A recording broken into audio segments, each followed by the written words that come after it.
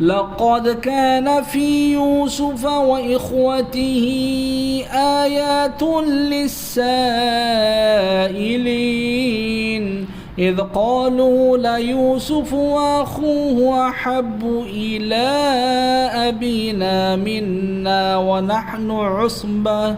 إن أبانا لفي ضلال مبين اقتلوا يوسف أو اطرحوه أرضا يخل لكم وجه أبيكم وتكونوا من بعده قوما صالحين قال قائل منهم لا تقتلوا يوسف وألقوه في غيابة الجب يلتقطه بعض السيارة إن كنتم فاعلين قالوا يا أبانا ما لك لا تأمنا على يوسف وإنا له لناصحون أرسله معنا غدا يرتع ويلعب وإنا له لحافظون قال إني ليحزنني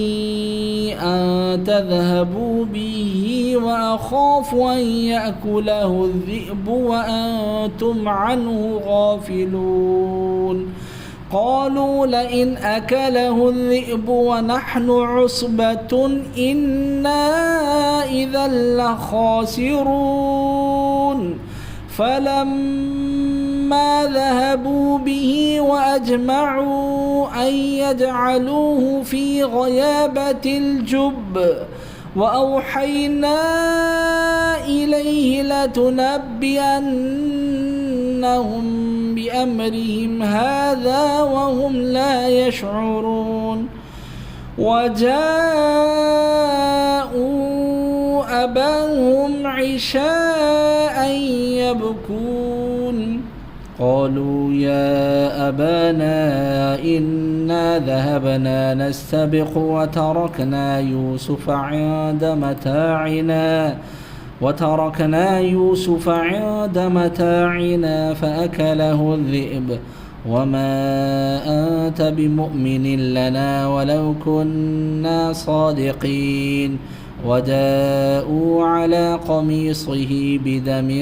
كذب قال بل سولت لكم أنفسكم أمرا فصبر جميل والله